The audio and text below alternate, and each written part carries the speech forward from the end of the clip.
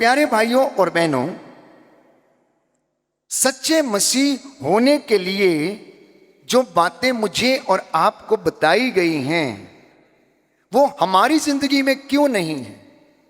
अगर हम ये कहते हैं कि हम सच्चे मसीह हैं और सच्चे धर्मी हैं, यीशु के अनुयायी हैं, तो वो बातें हमारी जिंदगी में क्यों हैं जो अन्य लोगों में हैं जो मसीह को नहीं जानते हैं?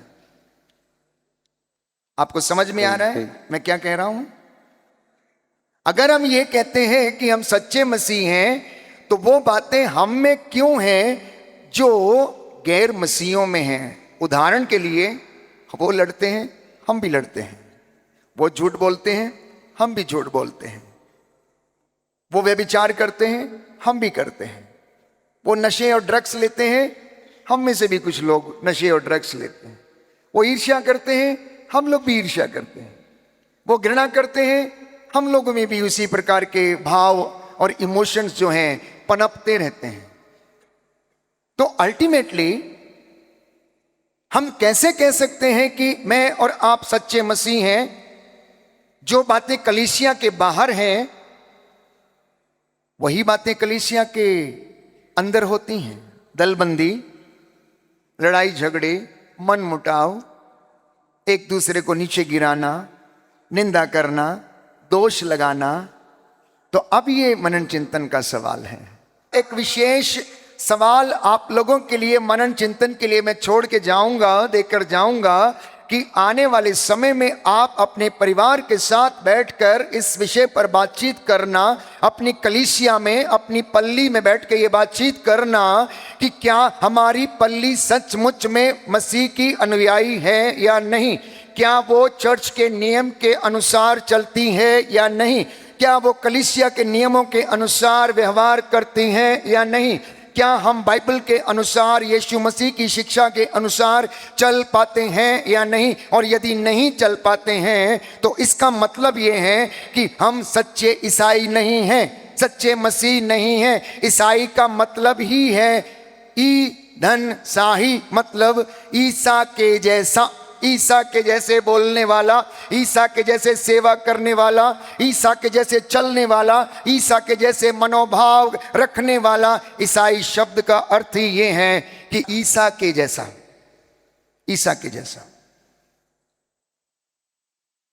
और अगर आज मुझे और आपको ये लगता है कि हम सच्चे नहीं हैं तो आज से उस सच्चाई को पाने के लिए प्रयत्न करना।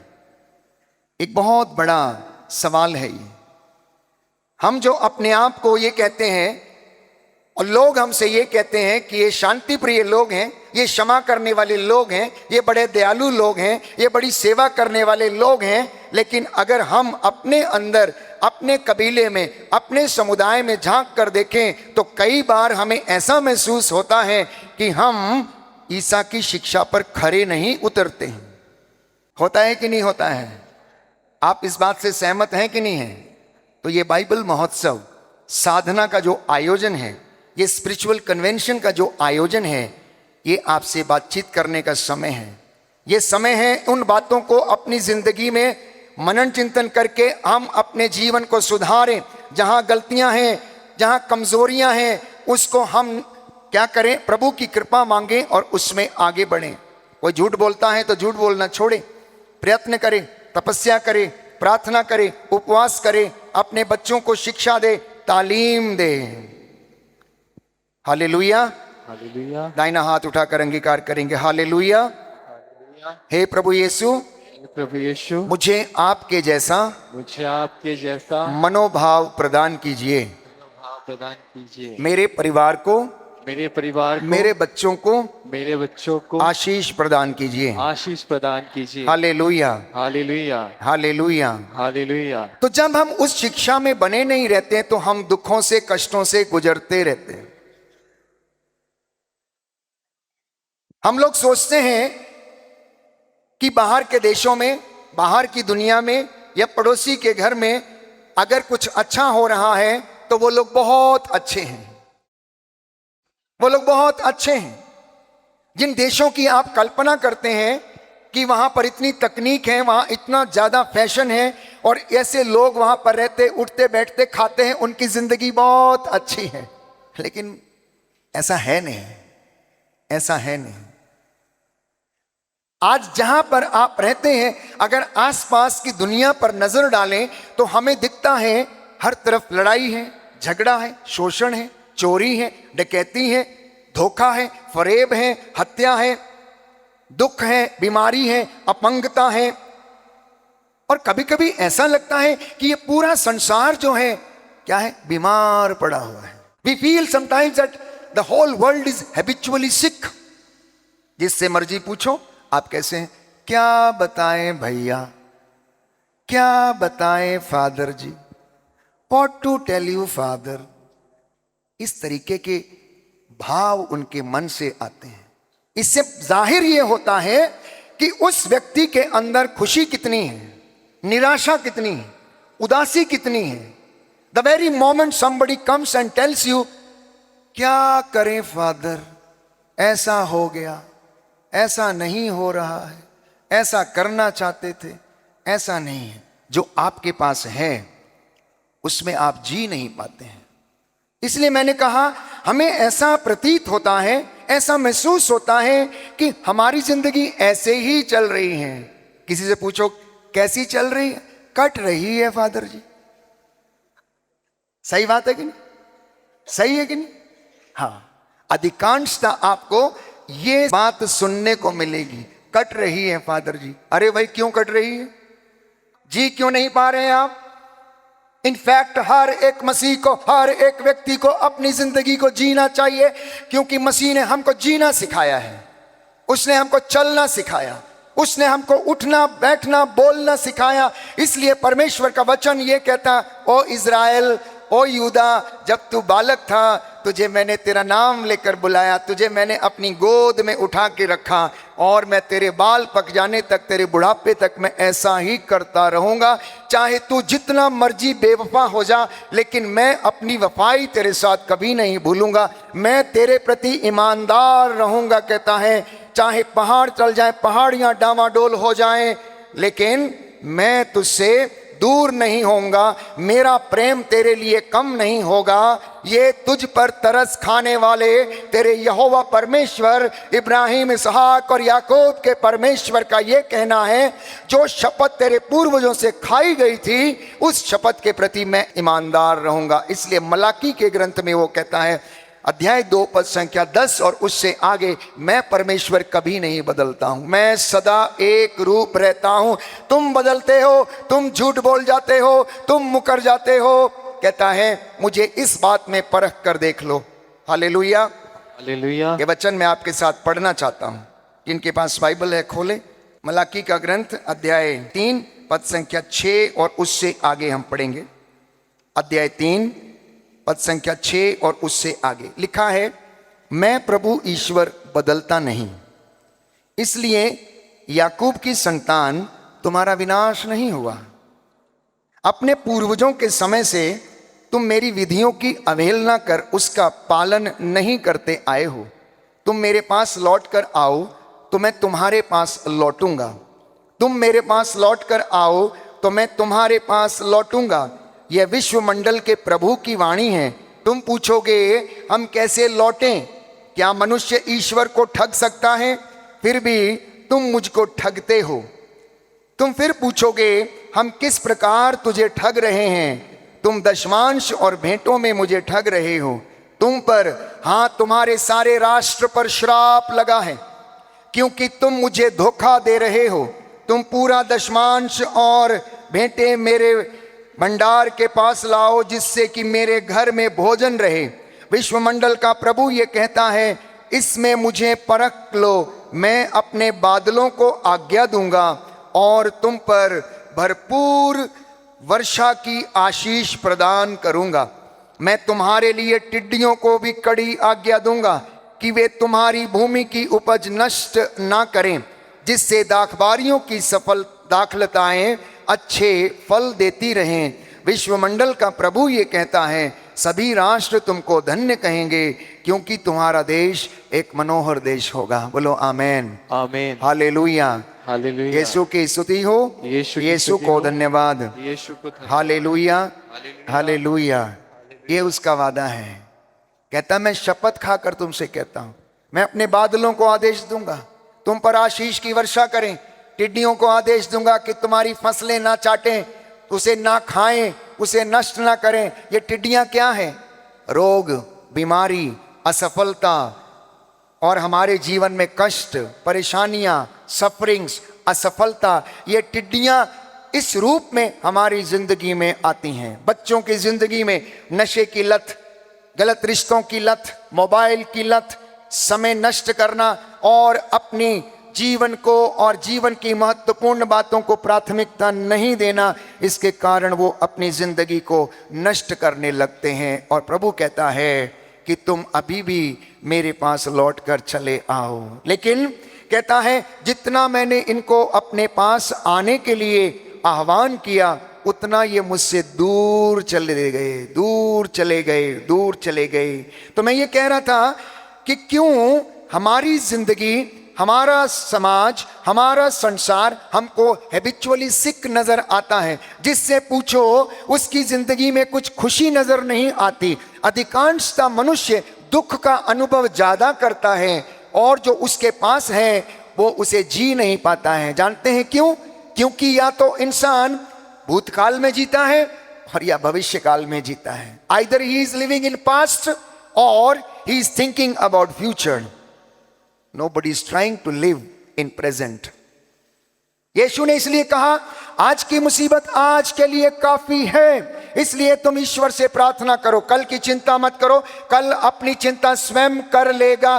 तो हमारी सबसे बड़ी कमजोरी ये है, हम पास्ट में जीते हैं। उसने मेरे साथ ये किया, उसने मेरे साथ ये किया, उसने मेरी जिंदगी खराब कर दी, उसने मुझे लूट लिया, उसने मेरा बुरा किया, उसने ऐसा किया, अब मैं उसे माफ नहीं करूंगा। दूसरा विचार, मैं पैसा जमा करूंगा, मैं घर बनाऊंगा, बेटे की शादी करनी है। उसी चिंता में वो दिन रात लगा रहता है और जो प्रेजेंट में उसके पास है एंजॉय नहीं कर पाता है, अपने घर में शांति स्थापित नहीं कर पाता है, बच्चों के साथ उठना बैठना समय नहीं दे पाता है। इसलिए प्यारे भाइयों और बहनों, अधिकांशतः मैंने अपने वक्तव्यों में यह भी कहा है माता पिता को और पति पत्नी को आपस में कि आप अपने परिवारों को आदर्श मसीह परिवार बनाएं। आप पवित्र त्रित्व के जैसे अपने परिवारों का निर्माण कीजिए। मरियम, यूसुफ और यीशु के परिवार के जैसा अपना निर्माण कीजिए। प्रार्थना कीजिए कि रोज आपका परिवार एक मसीही आदर्श परिवार हो और उसके लिए आपको एक दूसरे को टाइम देना पड़ेगा। जो माता पिता अपने बच्चों को समय नहीं देते हैं, याद रखना तीसरा व्यक्ति उन्हें समय देगा और उनको उड़ा कर ले जाएगा और गलत आदतों में डाल देगा। पति अपनी पत्नी को समय यदि नहीं देगा तो पत्नी, प्यारे भाइयों और बहनों, आपसे दूर चली जाएगी, क्योंकि इंसान को प्रेम की जरूरत है। इंसान प्रेम के बिना नहीं रह सकता है। यह बुनियादी जरूरत है प्रेम की, भावनाओं को शेयर करने की, इमोशंस को शेयर करने की। और जब उसका अपना संगी साथी, अपना पति, अपनी पत्नी उसको समय नहीं देते हैं तो वो कहीं और तलाश करते हैं और भटक जाते हैं। जब प्रलोभन आता है तो जिंदगी जीना सीखिएगा, दिन काटना नहीं सीखिएगा। अगर आप दिन काट रहे हैं इसका मतलब आप कलाम को नहीं जानते हैं। अगर आप दिन काट रहे हैं इसका मतलब यीशु को नहीं जानते हैं। अगर आप दिन काट रहे हैं मजबूरी के कारण यहां पर जी रहे हैं तो इसका मतलब है संस्कारों का असली अर्थ आपको पता नहीं है, उनका महत्व, उनमें जो पावर है उसका पता नहीं है। जो विश्वास हम प्रकट करते हैं उसका असर कितना होता है ये हम नहीं जानते हैं और इसी के कारण हमारी जिंदगी में अशांति बनी रहती है। इंसान अधिकांशतः देखा गया है अशांत रहता है, बेचैन रहता। आप हो, मैं हो, कोई भी व्यक्ति हो, किसी न किसी प्रकार की चिंता उसे सताती रहती है। बिजनेसमैन को बिजनेस की, दुकानदार को अपनी दुकानदारी की, मम्मी पापा को अपने बच्चों की, लीडर है तो उसे अपनी प्रजा की। लेकिन फर्क प्यारे भाइयों और बहनों, यहां पर पड़ता है कि आपकी जो जिम्मेदारी है आप उसको किस तरह से निभाते हैं। मैं एक उदाहरण दूंगा आपको पुरानी व्यवस्था से, हारून और मूसा का। ये दो व्यक्ति थे और दोनों को परमेश्वर ने, प्यारे भाइयों और बहनों, नियुक्त किया। कैसे नियुक्त किया? मूसा जो कि बुलाया गया इंसान था, मूसा जिसे परमेश्वर ने चुना था। और मूसा ने अपनी कमजोरी को कहा कि देखो प्रभु, मैं बोल नहीं पाता हूं, मेरी जीभ तुतलाती है, मैं कैसे इन लोगों से बातें करूंगा। और वो बार बार यही कहता है कि नहीं, मैं तो मुश्किल है मेरे लिए जाना। तो ईश्वर ने कहा नहीं, कोई बात नहीं, ठीक है, ऐसा करो, तुम अपने भाई हारून को अपने साथ में लेकर जाओ। तुम अपने भाई हारून को अपने साथ में लेकर जाओ। दोनों भाई गए। मूसा लगभग मिस्र से लोगों की जब अगुवाई कर रहा था, 8 लाख लोग थे वहां पर, बाइबल कहती है। और जब वो लोग जाके उन्होंने पड़ाव डाला मरुभूमि में, तो मूसा जो कि मैन ऑफ गॉड था, मैन ऑफ प्रेयर था, मध्यस्थता करने वाला था, वो दिन रात लोगों की बातें तो सुनता ही था, लेकिन उससे ज्यादा वो अपने स्वर्गीय अब्बा पिता याकूब इब्राहिम इसहाक के ईश्वर से मिलने जाता और बातचीत करने के लिए जाता था। हारून जो साधारण इंसान था वो लोगों के साथ रहता था। दोनों में फर्क क्या था? फर्क ये था कि मूसा परमेश्वर से बातें किया करता था, हारून लोगों से बातें करता था। फर्क ये था, मूसा ईश्वर की इच्छा पूरी करने की इच्छा जाहिर करता था और हारून इजराइलियों की इच्छाओं को पूरा करने की कोशिश कर रहा था। उदाहरण के लिए, जब उन्होंने कहा कि देखो मूसा तो इतने दिन हो गए चला गया है, अब वो वापस नहीं आएगा, एक काम करो कि तुम हमारे लिए ये सोना चांदी इकट्ठा कर लो और हमारे लिए एक सोने का बछड़ा बना दो और हम उसकी आराधना करेंगे। क्या पता मूसा को क्या हो गया, आएगा भी या नहीं आएगा, तो हमें क्या करो, इस तरीके का एक बछड़ा बना के दो। और उसने इमीडिएटली क्या किया? उनको मना नहीं किया, उसने उनकी बात को मान लिया और उसने उनके लिए एक बछड़ा बना दिया। अगर हारून परमेश्वर की ओर से चुना गया होता, उसका विश्वास यदि परमेश्वर में पक्का होता और यदि वो कन्विंस होता, प्यारे भाइयों और बहनों, तो वो इजरायलियों को डांटता, हाउ डेयर यू से दिस।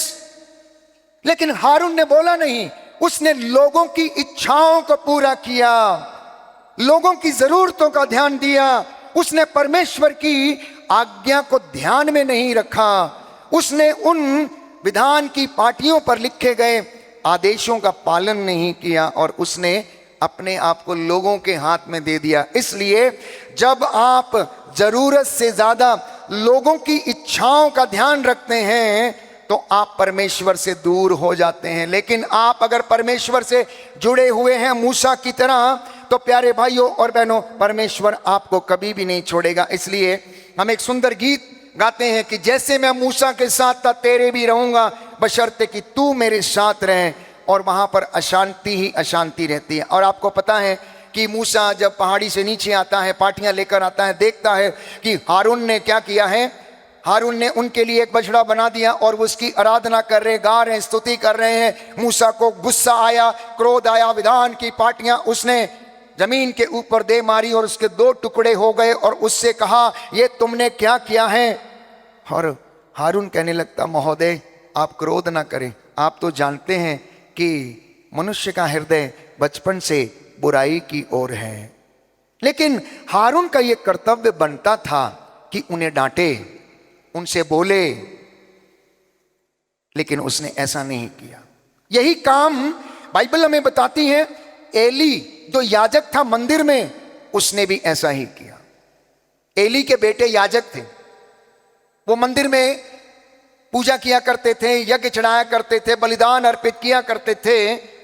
लेकिन गलत काम यह करते थे कि वो जो बलि चढ़ाई जाती थी उसमें से मांस का टुकड़ा लेकर उसे जूठा कर देते थे और फिर उसे बलिदान अर्पित किया करते थे। प्रभु को क्रोध आया, गुस्सा आया, एली से प्रभु नाराज हो गया। और वचन में लिखा है कि एली ने अपने पुत्रों को कुकर्म करते हुए देखकर भी उसे नहीं डांटा, इसलिए परमेश्वर उनसे क्रुद्ध हो गया और कहने लगा, एली तेरे घराने की शक्ति को क्या कर दूंगा, समाप्त कर दूंगा। Hallelujah, hallelujah.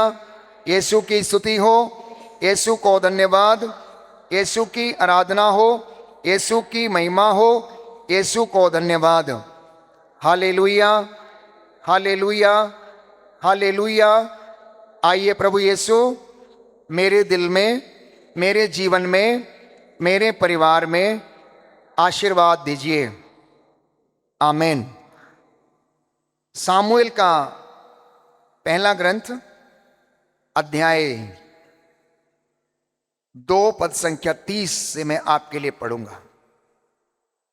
7 से पढ़ते हैं ताकि हमें पता लगे। एक दिन एली के पास एक ईश्वर भक्त मनुष्य आया और बोला, प्रभु का यह कहना है, जब तुम्हारे पिता का घराना मिस्र में फिरौन के अधीन था, तब मैं उनके सामने प्रकट हुआ और मैंने इज़राइल के सब वंशों में तुम्हारे पिता को अपना याजक नियुक्त किया, जिससे कि वह मेरी वेदी के पास आकर सुगंधित द्रव्य चढ़ाए और मेरे पवित्र स्थान पर एफोद पहने। मैंने तुम्हारे पिता के घराने को इज़राइलियों द्वारा अर्पित सब चढ़ावे दिए हैं। मैंने जो बलिदान और चढ़ावा अपने मंदिर में अर्पित करने का आदेश दिया है, तुम उनका तिरस्कार क्यों करते हो। एली से प्रभु का भक्त ये कह रहा, ईश्वर की ओर से उसे कह रहा है। आगे लिखा है, और अपने पुत्रों को मुझसे अधिक तुम क्यों समझते हो, जिससे कि तुम मेरी प्रजा इज़राइल के द्वारा अर्पित प्रत्येक भेंट का सर्वोत्तम भाग खाकर मोटे होते जाते हो। इसलिए प्रभु इज़राइल का ईश्वर यह कहता है, मैंने कहा था कि तुम्हारा और तुम्हारे पिता का घराना सदा मेरे पवित्र स्थान पर मेरी सेवा करेगा, किंतु अब प्रभु ये कहता, ऐसा नहीं होगा। मैं उन्हीं का आदर करता हूं जो मेरा आदर करते हैं, परंतु जो मुझे तुच्छ जानते हैं वे भी तुच्छ समझे जाएंगे। जो मुझे तुच्छ जानते हैं वे भी तुच्छ समझे जाएंगे। एक समय ऐसा आ जाएगा जब मैं तुम्हारी तथा तुम्हारे पिता के घराने की शक्ति समाप्त कर दूंगा। कहता है, एली तूने अपने पुत्रों को जरूरत से ज्यादा महत्व दिया, उन्हें डांटा नहीं, क्योंकि उन्होंने भेंट की वस्तुओं को, पवित्र वस्तुओं को खा खा कर वो मोटे होते गए और उन्होंने उन वस्तुओं को दूषित किया। अब देख, एक समय आएगा मैं तेरे घराने की शक्ति को समाप्त कर दूंगा। अगला वचन, सुंदर वचन, अध्याय 3 पद संख्या 13 और उससे आगे। First book of Samuel chapter 3 verse 13। मैं उसे ये बता देना चाहता हूं कि मैं उसके दोष के कारण ही उसके घराने को अपवर्तनीय दंड देने जा रहा हूं। प्रभु इतना क्रोधित था एली के साथ। क्यों? क्योंकि एली को परमेश्वर ने चुना अपने मंदिर में उसकी पवित्रता को बनाए रखने के लिए, बलिदान चढ़ाने के लिए। जैसे वो एक याजक को, पुरोहित को और अपने भक्तों को चुनता है कि वे उसकी आराधना करें, स्तुति करें, उसके साथ ईमानदारी बरतें, ऐसे ही एली की नियुक्ति हुई थी। लेकिन कहता है, मैं एली को बता देना चाहता हूं कि मैं उसके दोष के कारण ही उसके घराने को अपवर्तनीय दंड देने जा रहा हूं, क्योंकि उसने अपने पुत्रों को कुकर्म करते देखकर भी उन्हें नहीं रोका। इसलिए मैं शपथ खाकर एली के घराने से यह कहता हूं कि उसके घर के दोष का प्रायश्चित ना तो बलिदान द्वारा संभव है और ना ही किसी चढ़ावे के द्वारा। हालेलुया, यीशु की स्तुति हो, यीशु को धन्यवाद, यीशु की आराधना हो, यीशु की आराधना। हे पिता ईश्वर, हे पिता ईश्वर, जाने अनजाने में, जाने अनजाने में मेरे परिवार से, मेरे परिवार से, मेरे माता पिता से, मेरे माता पिता मेरे से, पूर्वजों से मेरे जो पूर्वजों गलतियां हो गई हैं, जो गलतियां उन्हें हो गई, क्षमा कीजिए। उन्हें क्षमा कीजिए। Hallelujah, hallelujah. आइए प्रभु यीशु, आइए प्रभु यीशु, हमारी संगति पर हमारी संगति पर अधिकार लीजिए। अधिकार लीजिए। हालेलुया। हालेलुया। तो इसी कारण से हमारी जिंदगी में अशांति आती जाती है।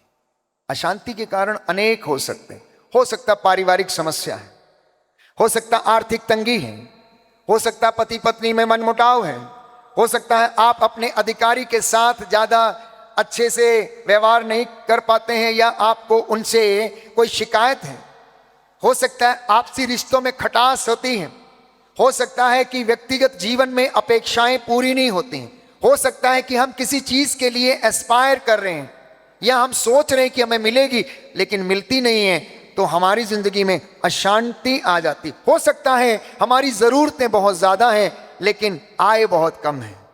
हो सकता है हम बहुत बड़ी गाड़ी खरीदना चाहते हैं लेकिन हमारे पास पैसा नहीं है और इसके कारण मैं और आप अशांत रहते हैं। तो मैंने कहा जो संसार हमें हैबिचुअली सिक नजर आता है, हैबिचुअली बीमार नजर आता है, उसकी समस्या का कारण यह है कि उसकी जिंदगी में बड़ी बेचैनी और बड़ी अशांति रहती है बहुत सी चीजों के कारण, और वो अशांति में जीवन गुजारता है। भले आप कितना भी हंस के मुझे दिखाएं लेकिन अंदर ही अंदर एक बात तो जरूर छिपी हुई रहती है जिसे आप चाहते हैं पूरा करना लेकिन हो नहीं पाती है या नहीं है? है या नहीं है? बोलिए हाँ या ना। सबके जीवन में है, सबके जीवन में है ये बात। यही मनुष्य की प्यारे भाइयों और बहनों उसके अंदरूनी बातें हैं जो उसके अंदर वो रखता है। अगर वो पूरी नहीं होती हैं तो अशांति में जीवन बिताता है। और इतना ही नहीं, कुल मिलाकर यदि आप देखोगे तो इंसान की जो गति है आज वो कुछ इस तरीके की है। वो पाप भी कर रहा है और पुण्य भी कर रहा है, वो पाप भी कर रहा है और पुण्य भी कर रहा है, धर्म के काम भी कर रहा है अधर्म के काम भी कर रहा है, वो झूठ भी बोल रहा है वो सत्य भी बोल रहा है, भलाई भी एक तरफ करता है दूसरी तरफ बुराई करता है, एक तरफ वो प्रेम करता है दूसरी तरफ घृणा करता है, ईर्ष्या करता है, द्वेष में रहता है, लड़ाई झगड़ा करता है। एक तरफ वो प्रकाश में रहता है तो दूसरी तरफ अंधकार में रहता है। सच है या नहीं है? सच है या नहीं है? अगर आप इस बात को आज अंगीकार करते हैं तो आपका प्यारे भाइयों और बहनों हृदय परिवर्तन से आप दूर नहीं हैं। ट्रांसफॉर्मेशन आज आपकी जिंदगी में आ जाएगी।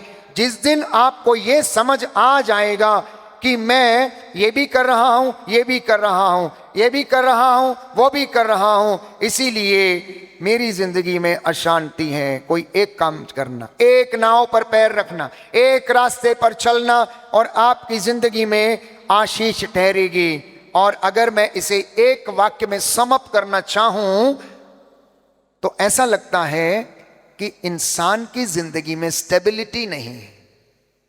There is no stability in human life. इसीलिए वो ये काम भी कर लेता है, वो भी काम कर लेता है, झूठ भी बोल देता है, सच भी बोल देता है, पाप भी कर लेता है, पुण्य भी कर लेता है, अंधेरे में भी रह लेता है, प्रकाश में भी रह लेता है। स्टेबिलिटी नहीं होने के कारण हम लोग क्या रहते हैं? विचलित रहते हैं, बेचैन रहते हैं, बेचैन रहते हैं, अपने अंदर की आवाज को सुन नहीं पाते हैं। एक आवाज अंदर से ये कहती है अशोक ये बात गलत है, दूसरी आवाज कहती है नहीं नहीं नहीं नहीं नहीं ये ठीक है, कोई बात नहीं, कोई फर्क नहीं पड़ता है, हो जाएगा, सब ठीक हो जाएगा, प्रभु माफ कर देगा, हमारा प्रभु दयालु है, इसलिए तुम चिंता मत करो। तुम करो अपने अंदर इन दो आवाजों को सुनना। हर व्यक्ति के अंदर दो इंसान हैं, एक आंतरिक और एक बाहरी। आंतरिक इंसान जो आत्मिक रूप है हमारा, जो ऊपर की हमारी आवाज है, अंतरात्मा की आवाज है, वो हमें बताती रहती है। और सांसारिक व्यक्ति जो है वो संसार की चीजों में, माया मोह में, बाहर के चक्रों में फंसा रहता है, शरीर को सुख देने की बात करता है, लेकिन अंदर की आत्मा प्यारे भाइयों और बहनों वो क्या करती है? हमें कुरेदती रहती है। जिस दिन आंतरिक मन आपका जाग जाएगा उस दिन आप संतों की श्रेणी में शामिल हो जाएंगे। You will be counted among the saints, क्योंकि उन्होंने अपने बाहरी आत्माओं को मारा, अपनी अंतरात्मा को जगाया, परमेश्वर के लिए शहादत को स्वीकार किया सैक्रिफाइस उन्होंने किया, अपने शरीर को तपाया और अपनी आत्मा को बलवान उन्होंने बनाया। और इसलिए वो परमेश्वर की हजूरी में आज मौजूद हैं, जिनकी मध्यस्थता से हम प्रार्थना करते हैं। ये संतगण पहुंचे हुए लोग हैं। हम प्रकाशना ग्रंथ में पढ़ते हैं, योहन ने जो विजन देखा और उसके बाद उसने प्रकाशना ग्रंथ को लिखा। जब वो इस विजन को देख रहा था तो वो कहता है कि मैंने वहां पर कुछ लोगों को श्वेत वस्त्र पहने हुए देखा और मैंने पूछा कि प्रभु ये लोग कौन हैं? तो उसे आवाज सुनाई पड़ी, ये वे लोग हैं जिन्होंने मेमने के रक्त से अपने वस्त्रों को धो लिया है। मेमने के रक्त से अपने वस्त्रों को धो लिया है। अब उसके बदले में इनको पुरस्कार मिला, इनकी धार्मिकता का, इनके विश्वास का, कि परमेश्वर ने इन्हें अपनी हुजूरी में जगह दिया है। मैं और आप पोटेंसी में संत हैं प्यारे भाई और बहनों, इसलिए अपनी अपनी संताई को महसूस करें, याद करने की कोशिश करें, मेंटेन करने की कोशिश करें। आफ्टर ऑल 60, 70, 80 बरस का हमारा जीवन जो इस धरती पर हमें दिया गया है, ये क्यों दिया गया है? ये इसलिए दिया गया है ताकि हम अपने जीवन यात्रा को समाप्त करके और अपनी आत्मा को इस योग्य बनाकर कि वो पिता ईश्वर के हाथों में फिर से सौंप दी जाए। इसलिए हमारी जिंदगी में इतने बड़े बड़े आध्यात्मिक काम हम करते हैं, उपवास करते हैं, नोवेना करते हैं, चालीसा करते हैं, एडोरेशन करते हैं, क्रूस रास्ता करते हैं, और लोक भक्तियों के द्वारा हम अपनी अंतरात्मा को क्या करते हैं? जगाते रहते हैं। बस यही कारण है, अन्यथा कोई दूसरा कारण है नहीं। जिनको ये नॉलेज नहीं है वो क्या करते हैं? ड्रग्स लेते हैं, नशे करते हैं और इधर उधर घूमते हैं, पिकनिक जाते हैं, अयाशी करते हैं। उनको लगता है कि बस यही दिन दुनिया है, खाओ पियो ऐश करो मित्रों, दिल न किसी दा दुखाया करो। उनकी ये सोच है। एक दर्शन शास्त्री है, वो कहते हैं कि चारवाका फिलॉसफी में हम पढ़ते हैं कि वो कहता है eat drink and make merry. यही दुनिया है, एक ही जीवन मिला है। कई लोगों को बोलते हुए कहते हुए सुना है, फादर जी एक ही तो जीवन है, अब इंजॉय नहीं करेंगे तो कब इंजॉय करेंगे? प्यारे भाइयों और बहनों, एक ही जीवन है और जो कुछ करना है वो अभी आपको करना है। मरने के बाद आप कुछ नहीं कर सकते हैं, क्योंकि मुर्दे बोल नहीं सकते, मुर्दे बोल नहीं सकते, मुर्दे प्रार्थना नहीं कर सकते, मुर्दे आपसे कुछ मांग नहीं सकते, क्योंकि जो मुर्दा है वो तो मुर्दा ही है। इसलिए जीते जागते जो कुछ करना है इस धरती के ऊपर सारा अकाउंट क्लोज करके जाना। जिस तरह से जो कोई भी व्यक्ति एक बड़े ओहदे पर होता है, मान लीजिए मैं ही एक पुरोहित हूं, मेरा कहीं पर अभी नियुक्ति है, उस जगह से अगर मुझे जाना है, मेरा अगर ट्रांसफर हो रहा है, तो मुझे सारे अकाउंट्स क्लियर करके दूसरे व्यक्ति को हैंडओवर करना पड़ता है। वही बात मसीहों की, विश्वासियों की, भक्तों की जिंदगी की है कि आप इस धरती पर रहते समय सारे अकाउंट्स अच्छी तरह से क्लोज करना, किसी से शिकायत है माफी मांगना, किसी को क्षमा करना, क्षमा करके जाना। अन्यथा पतरस वहां पर बैठा होगा, किताब आपकी खोली जाएगी और वहां पर पूछा जाएगा, बेटा अशोक तूने ये क्यों नहीं किया, ऐसा क्यों नहीं किया, एक दिन तुमने ऐसा किया, एक दिन तुमने, तो वो कहेगा, मैं कहूंगा नहीं नहीं प्रभु जी मैंने तो ऐसा कुछ नहीं किया, नहीं नहीं नहीं, बोले सब कुछ लिखा हुआ है। ये तीसरी आंखें आपको देख रही हैं, लेकिन हमारे परमेश्वर की बहुत बड़ी आंख पूरी दुनिया को देख रही है। जानते हैं आप ये आइडिया कहां से आया लोगों को? ये आइडिया कहां से आया लोगों को? ये आइडिया परमेश्वर का है, क्योंकि बाइबल ये कहती है प्रभु की आंखें सब कुछ देखती हैं, तेरे घर की चार दीवारी निरंतर उसकी आंखों के सामने रहती हैं, वो भले और बुरे दोनों पर सूरज उगाता है। जो तुम अंधेरे में करते हो वो पहाड़ी पर जाकर जोर जोर से पुकारा जाएगा और बोला जाएगा। इसलिए आप धोखे में ना रहें, इसलिए आप धोखे में ना रहें, अपने जीवन को समर्पित करें। संत पौलुस लिखता है कि अपने अंगों को अधर्म के साधन मत बनने दीजिए, अपने अंगों को ईश्वर के साधन बनाइए, धर्म के साधन बनाइए और आप शांति पूर्वक जीवन बिताएंगे। बोलो आमेन, हालेलुया। हालेलुया। यीशु की स्तुति हो, यीशु की यीशु स्तुति को हो। धन्यवाद, यीशु को यीशु की धन्यवाद। आराधना हो, यीशु की यीशु आराधना की हो। महिमा हो, यीशु की यीशु महिमा को हो। धन्यवाद। यीशु को धन्यवाद। तो मैं अशांति की बात कर रहा था। जो लोग अपनी जिंदगी में बेचैन रहते हैं, अशांत रहते हैं, तो बाइबल ये कहती है क्यों अशांत हो। इसका वचन भी, संदर्भ भी हमें समझाया गया है। यशायाह नबी का ग्रंथ अध्याय 59 पद संख्या 2 और उससे आगे। Book of Isaiah chapter 59 verse 2 onwards लिखा है,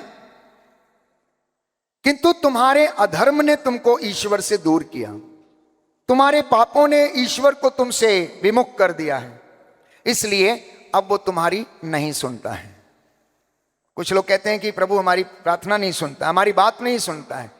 तो परमेश्वर ये कह रहा यशायाह नबी के द्वारा कि तेरे अधर्म ने तुझे मुझसे दूर किया है, तेरे पापों ने तुझे मुझसे दूर किया है, इसलिए अब मैं तुम्हारी नहीं सुनता। तुम्हारे हाथ रक्त से रंगे हुए, तुम्हारी उंगलियां कुकर्म करती हैं, तुम्हारे होंठ झूठ बोलते, तुम्हारी जीभ बुराई की बातें करती है। एक भी व्यक्ति सच्चा अभियोग नहीं लगाता या ईमानदारी से मुकदमा लड़ता है, वो सच को झूठ और झूठ को सच बनाते हैं। कहता है इसके बावजूद तुम ये सोचते हो कि मैं तुम्हें आशीर्वाद दे दूं।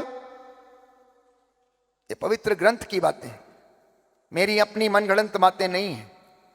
इसलिए मैंने कहा इसको पढ़ना, इसको पढ़ना, ये आपको आशीष देगा, आपका जीवन बदलेगा, आपकी सोच बदलेगी, आपके मनों का परिवर्तन होगा। प्यारे भाई और बहनों, आगे लिखा है कि वे खोखले तर्क प्रस्तुत करते और उनके होंठ झूठ बोलते हैं, वे अन्याय का गर्भ धारण करते और अपराध को जन्म देते हैं। कहता है वे अपराध को जन्म देते हैं और इसी के कारण उनकी जिंदगी में सदा सदा अशांति बनी रहती है। क्यों? क्योंकि उनके जीवन में ईश्वर से संबंधित बातें नहीं हैं।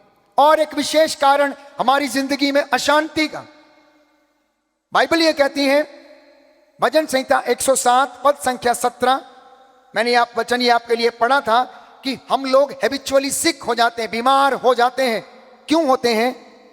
परमेश्वर कहता है मैंने बीमार नहीं किया है, why should I make you sick. मैंने तुम्हें आजादी दी है खाने की, पीने की, हर तरीके से रहने की।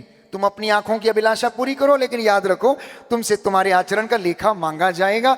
इसलिए उपदेशक ग्रंथ में हम पढ़ते हैं कि वचन ये कहता है कि तुम अपनी जवानी में अपने सृष्टिकर्ता को मत भुलाओ। तो ये अशांति हमारी जिंदगी में क्यों है? कहता है तुम में से कुछ लोग अपने कुकर्मों के कारण बीमार पड़ गए थे और अपने पापों के कारण कष्ट झेल रहे थे। दाहिना हाथ उठाकर वचन दोहराएंगे और याद करेंगे। Hallelujah, hallelujah. स्त्रोत संख्या 107 रोज संख्या 107 पद संख्या 17। पद संख्या प्रभु का 17। वचन कहता है प्रभु का वचन कहता कुछ है लोग अपने कुकर्मों के कारण, कुछ लोग अपने कुकर्मों के कारण बीमार पड़ गए हैं बीमार पड़ गए और अपने पापों के कारण और अपने पापों के कारण कष्ट झेल रहे हैं। कष्ट झेल रहे हैं। Hallelujah, hallelujah, hallelujah, hallelujah, hallelujah. Hallelujah. तो प्रभु कहता है मैंने तुम्हें बीमार नहीं किया है, मैंने तुम्हें बीमार नहीं किया, तुम अपने कुकर्मों के कारण बीमार हो। एक घटना मुझे याद आ रही है। एक व्यक्ति था, बहुत अच्छा कलाकार था, मूर्तियां बनाने का काम किया करता था और उसकी मूर्तियां बहुत ज्यादा प्रसिद्ध हो रही थी। धीरे धीरे उसकी प्रसिद्धि पूरे नगर में, पूरे समाज में फैल गई। लोग आकर उसकी मूर्तियों को खरीदते, अपने घरों में स्थापित करते। जहां पर वो बैठकर ये काम किया करता था, उस जगह पर उसने क्या किया, एक दिन धीरे से एक मंदिर का निर्माण कर दिया और अब वो जगह तीर्थ स्थान के रूप में प्रसिद्ध हो गई। धीरे धीरे समय बीतता गया और ये आदमी भी बुजुर्ग होता गया। जब उसकी प्रसिद्धि चारों ओर फैल गई तो एक दिन वो बीमार पड़ गया। एक दिन वो बीमार पड़ गया। जब वो बीमार पड़ गया तो रात में वो स्वप्न में ईश्वर से बातें करता है और उसको उलाहना देता है। उलाहना देता, उलाहना का मतलब ही ट्राइज टू कर्स गॉड। मैंने आपके साथ क्या किया जो आपने मुझे बीमार कर दिया, आपने मुझे बिस्तर पर डाल दिया, मैंने आपके लिए क्या नहीं किया। मैंने इतनी सुंदर सुंदर मूर्तियां बनाई और आपका नाम पूरी दुनिया में फेमस किया। कितने लोग आते हैं मंदिर में, सिर झुकाते हैं, जाते हैं, दान देते हैं और दुआ प्रार्थना करते हैं। और इस तरीके से वो ईश्वर को कोसने लगा। प्रभु इसकी बात को सुनता रहा और उसने उसको उत्तर दिया, बेटा ठीक है, मैं मानता हूं, तुमने बहुत अच्छा काम किया, तुमने मेरा नाम दुनिया को बताया है, तुमने मेरी प्रसिद्धि सब जगह फैलाई है, लेकिन इसके साथ तुम उस दिन को याद करो जब एक विधवा अपने बच्चे के साथ आपके मंदिर के फाटक पर आई और भारी वर्षा हो रही थी और उसने दरवाजा खटखटाया, लेकिन आपने मंदिर का द्वार नहीं खोला।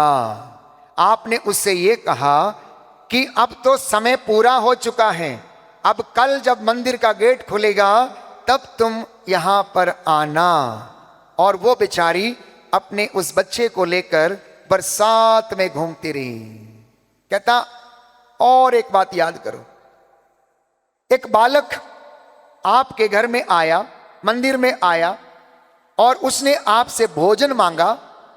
भोजन के बदले आपने उसे क्या किया, बंधुआ मजदूर बनाकर अपने मंदिर में रख लिया और जिंदगी भर तुमने उससे मंदिर का काम करवाया और उसे भरपेट भोजन नहीं दिया। कहता इतना ही नहीं, याद करो गांव के कुछ लोग मंदिर में सहायता के लिए आए थे कि हमें गांव में एक विद्यालय बनाना है, इसलिए हमें मंदिर से कुछ दान दीजिए। और आपने उन्हें यह कह के मना कर दिया कि ये काम तो सरकार का है, स्कूल बनाने का काम सरकार का है, आप ये चंदा सरकार से लीजिए जाके, मंदिर का काम ये नहीं है, विद्यालय बनाने का नहीं है। कहता इतना ही नहीं, कहता और तुम याद करो, तुमने एक विधवा को अपने प्रांगण में बंधुआ मजदूर बना के रखा हुआ है। कहता तूने इतने बुरे काम किए हैं और अब तू कहता है कि मैं तेरे साथ वफाई करूं। कहता मैंने तो ऐसा नहीं कहा, ये सब तेरे कर्मों की सजा है, जैसा तूने बोया है वैसा तू काट रहा है, इसमें मेरा क्या दोष है। परमेश्वर इससे कहता मेरा क्या दोष है, सब कुछ तो तूने अपने लिए ऐसा किया हुआ है। हमारी दशा भी ऐसे ही है प्यारे भाइयों और बहनों, हमारी दशा भी ऐसे ही है। और मैं आपको बता देना चाहता हूं, हम में से जितने भी लोग दान पुण्य सेवा के काम करते हैं, याद रखना कि परमेश्वर ऐसी विभिन्न रूपों में, विभिन्न परिस्थितियों में हमारी परीक्षा करने के लिए आता है। रास्ते में जब आपसे भिखारी टकराता है, वो आपका मनोभाव देखेगा, आप कतरा कर चले जाते हैं या कैसे हैं। इसलिए एक सुंदर उदाहरण दिया उसने भले समारी का एक सुंदर उदाहरण दिया है कि एक व्यक्ति यरीको के रास्ते से जा रहा था, डाकुओं के हाथों में पड़ गया, अधमरा करके छोड़ के चले गए। और वहां से एक लेवी गुजरा, लेवी को जाकर क्या करना है, बलिदान चढ़ाना, प्रार्थना करनी, लोग इंतजार कर रहे हैं, इसलिए उससे वो कतरा कर चला गया। एक और व्यक्ति वहां से आता, लॉयर आता है, वो भी चला जाता है। लेकिन एक मजदूर व्यक्ति, समारिया का एक व्यक्ति वहां से गुजरता, वो देखता है कि ये व्यक्ति अधमरा पड़ा हुआ है, वो उसको उठाता है, उसको लेकर जाता है, सराय में लेके जाता है, उसकी मदद करता है और उस सराय के मालिक से कहता है देखो मैं 2 दिन के बाद लौटूंगा, इसकी सेवा करना और जितना अधिक पैसा खर्च होगा मैं उसे और दे दूंगा। प्रभु कहता है तुम्हारी नजर में कौन इसका पड़ोसी निकला, वही जिसने उसकी सहायता की। तो हमारी जिंदगी भी कभी कभी ऐसी है, हम अपने कुकर्मों के कारण बीमार पड़े रहते हैं, इसलिए हमारी जिंदगी में अशांति नहीं है। अशांति के और भी बहुत से मुख्य कारण हैं, क्योंकि बाइबल हमें कहती है कि ईश्वर की आज्ञा का पालन नहीं करने से इंसान अपनी जिंदगी में विपत्तियों को निमंत्रण देता है। दूसरा, ईश्वर का दिन पवित्र नहीं रखने के कारण वो अपनी जिंदगी में अशांत रहता है। 10 हुक्मों में एक हुक्म है कि ईश्वर के दिन को पवित्र रखना। कहता तुम्हारे पास 6 दिन काम करने के और 1 दिन विश्राम करने का, और वो 7वां दिन परमेश्वर ने अपने लिए रखा है। उस दिन पूरा दिन ईश्वर के लिए समर्पित किया जाना चाहिए। वचन को बोलना, व्याख्या करना, गीत भजन गाना, स्तुति करना, परिवार के साथ रहना, समय देना। लेकिन हम नादान क्या करते हैं, फादर जी एक ही दिन तो छुट्टी का है, हर दिन तो नौकरी जाना है, आज कपड़े धोने हैं, आज घर साफ करना है, आज घर को ऑर्डर में डालना है। मेरे प्यारे भाइयों और बहनों, कभी जिंदगी को ऑर्डर में डालने की भी कोशिश कीजिएगा, केवल घर को ऑर्डर में मत डालिएगा। House can be put in order any time, but अपनी जिंदगी को ऑर्डर में डालने का हमारे पास समय नहीं है। हमारी प्राथमिकताओं को लाइन अप करना हमें जरूरी है।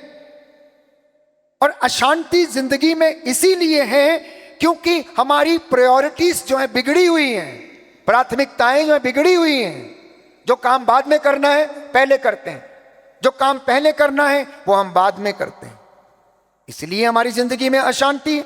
सांसारिक चीजों पर हम आसक्त हैं, अधर्म के काम हम करते हैं, बुराई, ईर्ष्या, अहंकार, द्वेष, घृणा, दलबंदी, मतवालापन, नशे और रंगरलियों में हमारी जिंदगी बीतती है। जैसा कि संत पौलुस गलातियों को लिखते हुए अध्याय 5 पद संख्या 22 और उससे बताता है कि शरीर के कुकर्म तो प्रत्यक्ष हैं, इसलिए तुम लोग इन सब से अपने आप को दूर करो।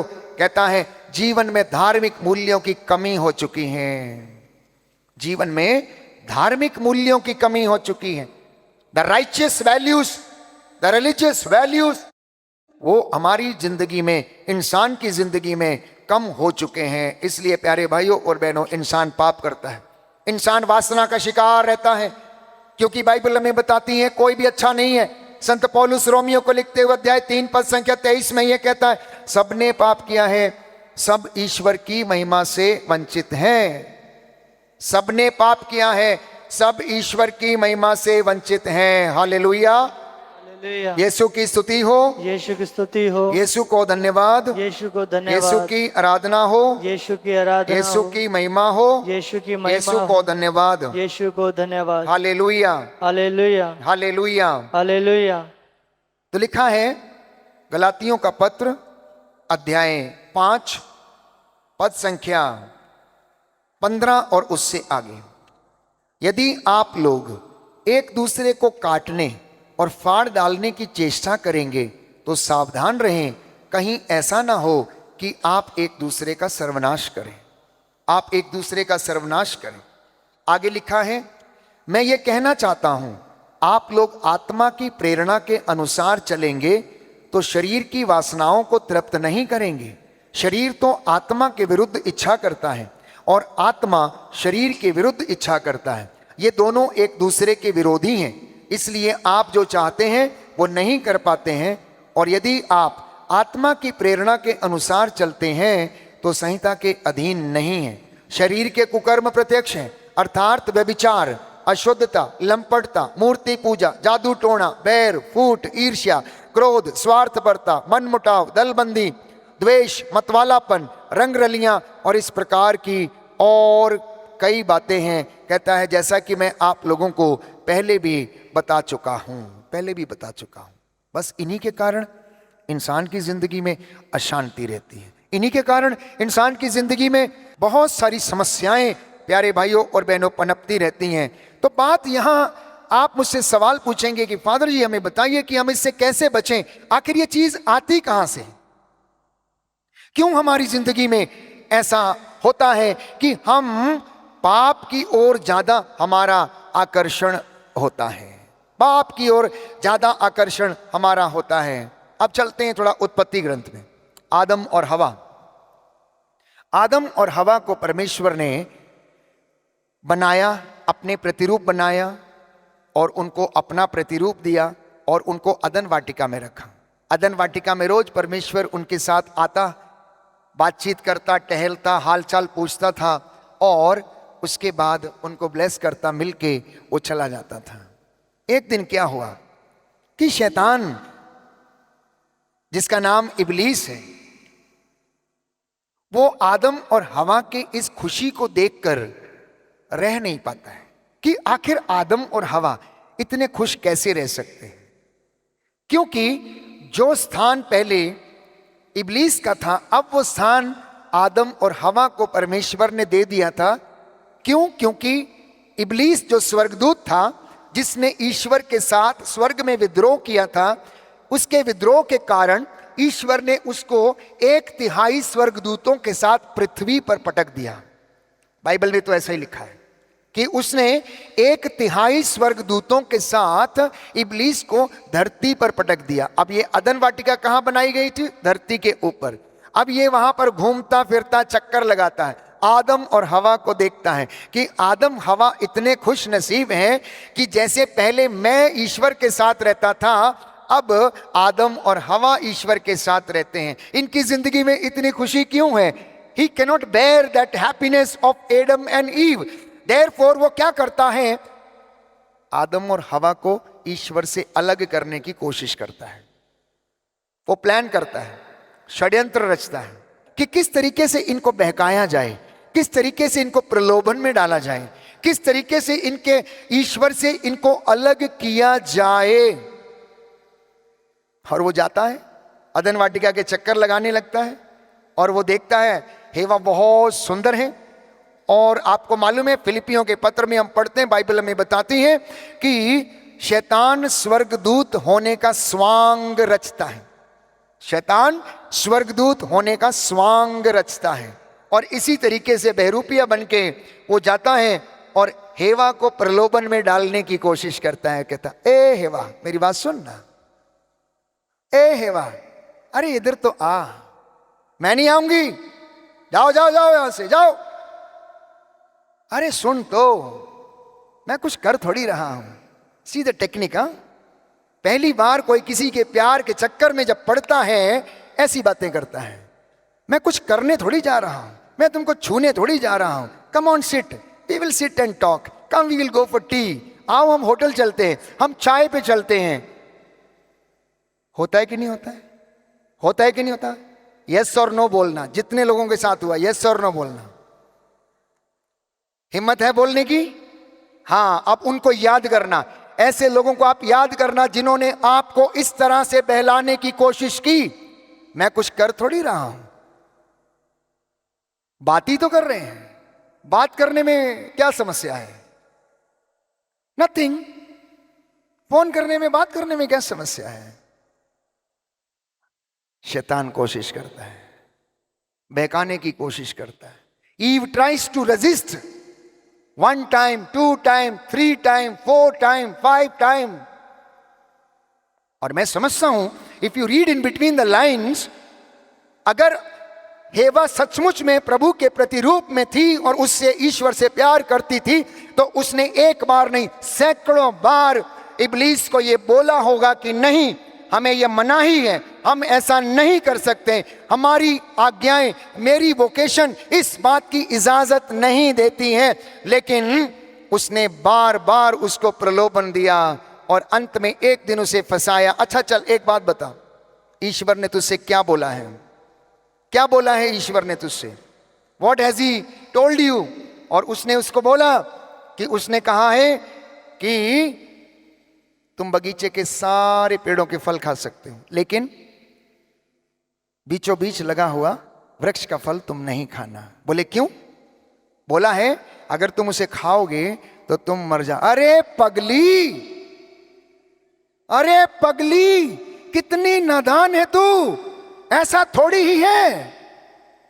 अरे तू मरेगी नहीं, ईश्वर तो जानता है अगर तू उसे खा लेगी तो तू ईश्वर के जैसे बन जाएगी। Now the doubt started. और आपको पता है महिलाएं, एक बार बाबा ने कुछ कह दिया तो बस फिर तो पति की बात नहीं सुनेंगी, वो बाबा की बात सुनेंगी। पड़ गई चक्कर में, पड़ गई चक्कर में। अब दिन रात वो सोचने लगी, वो ये भूल गई कि वो तो पहले से ही ईश्वर के प्रतिरूप में है। वो भूल गई कि वो पहले से ही ईश्वर के प्रतिरूप में है, लेकिन अब इब्लीस की बातें उसे रात में स्वप्न में सताने लगी, सोचने लगी, अच्छा ऐसा भी हो सकता है, चलो करके देख लेते हैं, कोई बात नहीं, कोई बात नहीं। एंड यू सी, और मैं समझता हूं कि शैतान को, हेवा को बहकाने में काफी लंबा समय लगा होगा और उसने बार बार उसको प्रलोभन दिया। जैसा कि हमारी जिंदगियों में आप लोगों में से बहुत से ऐसे लोग होंगे जिन्होंने बहुत रेजिस्ट किया कि प्रलोभन में ना पड़े, पाप में ना पड़े, लेकिन अंत में वो बच नहीं पाए और वो प्रलोभन में गिर गए, प्रलोभन में गिर गए। प्यारे भाइयों और बहनों, हेवा के साथ भी ऐसा ही हुआ। उसने क्या किया, फल खाया। फल खाने के बाद उसने खुद तो खाया और जाकर आदम को भी दिया। अब आदम की गलती क्या थी? आदम की गलती क्या थी? उसने अपनी पत्नी का साथ दिया। उसने भी अपनी पत्नी को डांटा नहीं। ए, why did you do this? Adam was completely responsible for the sin of Eve, क्योंकि उसने उसको रोका नहीं। वो चाहता तो उसे रोक सकता था, लेकिन उसने उसका साथ दिया और उसने उस फल को खा लिया, आज्ञा का उल्लंघन कर डाला, उसने पाप कर डाला। और उसके बाद उनका अपराध बोध जाग गया, मन में सताने लगा। अब जब आप इन वचनों को सुनते हैं तो आपके अंदर भी कुछ ऐसी खलबली मचने लगती है कि मैंने बचपन में, युवावस्था में, टीनेजर की अवस्था में मैंने अपने शरीर को दूषित किया, अपवित्र किया, मेरे साथ ऐसा हुआ, शोषण हुआ, ज्यादती हुई, मुझे ये नहीं करना चाहिए था, मैंने अपना शील भंग किया, मैंने अपवित्रता को गले लगाया, मैंने व्यभिचार कर दिया। और जब ये वचन सुनते हैं तब आप रोने लगते हैं, आंसू आने लगते हैं, अपराध बोध जाग जाता है और तब आप अपने आप को छिपाने लगते हैं। और उसके बाद आप प्रायश्चित के लिए परमेश्वर से गुहार लगाने की कोशिश करते हैं, जाके काउंसलिंग में बैठते हैं कि हमें कैसे आजादी मिले, कैसे आजादी मिले। आदम और हवा के साथ भी ऐसा ही हुआ है। पाप कर दिया, अपराध बोध आ गया, हिम्मत नहीं पड़ी उठ के जाने की, हिम्मत नहीं हुई उठ के जाने की। लेकिन वो करते क्या हैं, अपने शरीर को पेड़ों के पत्तों से ढकने की कोशिश करते हैं। जब इंसान पाप में गिर जाता है तो ऐसे काम करने लगता है, सोचता है किसी तरीके से उसका पाप मिट जाए, लेकिन वो होता नहीं है। जब परमेश्वर शाम को टहलने के लिए आया, बाइबल कहती है उसने आदम को आवाज लगाई, ओ आदम, आदम तू कहां है? बोला मैं इधर हूं। तेरी आवाज सुन के डर गया। अरे मेरी आवाज सुन के डर गया? क्यों? आज क्या हो गया? ऐसा पहले तो कभी नहीं हुआ, मैं रोज उससे मिलने के लिए आता हूं। क्या तूने वो काम किया जो मैंने मना किया था? हाँ, बोले स्त्री जिसे तूने मेरे साथ रखा है, इसने मुझे वो फल दिया और मैंने खा लिया। स्त्री से पूछा तूने ये क्या किया है? और वो कहने लगती है कि सांप ने मुझे बहका दिया और मैंने ये फल खा लिया। प्यारे भाई और बहनों, ईश्वर ने अपना माथा पकड़ा होगा जरूर। ओ आदम, ओ हेवा, ये तूने क्या किया? ये तूने क्या किया? बस तब से प्यारे भाइयों और बहनों, इंसान के उद्धार की, मुक्ति की योजना जो थी वो आरंभ हो गई। और जब ईश्वर ने उन्हें पेड़ के पत्तों में लिपटे हुए देखा तो मैं समझता हूं कि ईश्वर आदम और हवा पे जरूर हंसा होगा। ओ आदम, क्या तू ये क्या गलती कर ली है? अब तू पत्तों में लपेट के अपने आप को ढकने की कोशिश कर रहा। ओ नादान आदम, क्या तू जानता नहीं सूरज अभी आने वाला है, सूरज का ताप इन पत्तों पर लगेगा और ये पत्ते सूख जाएंगे और तेरी नग्नता फिर से उघड़ आएगी, तब तू अपनी नग्नता को कैसे ढकेगा? ईश्वर की योजना, मुक्ति की योजना वहां से शुरू होती है। और बाइबल कहती है ईश्वर ने उनकी नग्नता को ढकने के लिए एक मेमने का वध किया। सुनना ध्यान से, एक मेमने का वध किया। मेमने का वध करके उसकी खाल के कपड़े आदम और हेवा के लिए बनाए। यह इस बात का प्रतीक था कि नई व्यवस्था में ईश्वर के बलिदान के द्वारा, यीशु मसीह के बलिदान के द्वारा, ये जो पहला पाप आज्ञा का उल्लंघन हो गया है, यीशु मसीह की आज्ञा पालन के द्वारा, उसकी शहादत के द्वारा, सलीब पर उसके प्राण न्यौछावर करने के द्वारा, उसके मांस और लहू से मेरे और आपके पापों की जो नग्नता है उसको ढका जाएगा, उसको ढका जाएगा, उसको ढका जाएगा। ये पहला प्रतीक था, ये पहली योजना थी।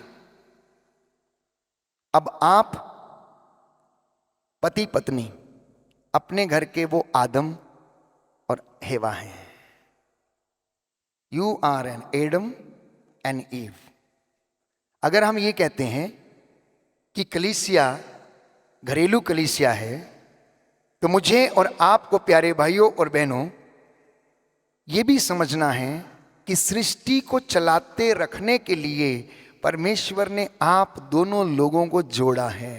इसलिए आप पति और पत्नी के द्वारा वो सृष्टि को क्या करता है, चलाते रहता है, चलाते रहता है। और ईश्वर की योजना प्यारे भाइयों और बहनों वहाँ से शुरू होती हैं और मेरी और आपकी जिंदगी में हमें वो क्या करती है, वो आज़ाद करता है पापों से, प्रलोभनों से। इसलिए जब मैं आपसे कह रहा था कि आदम के अंदर, हेवा के अंदर वो पाप, वो वासना कहाँ से आ गई, लिखा है कि याकूब का पत्र अध्याय 1 पद संख्या 15 और उससे आगे, वासना के गर्भ से पाप का जन्म होता है और पाप विकसित होकर मृत्यु को जन्म देता है।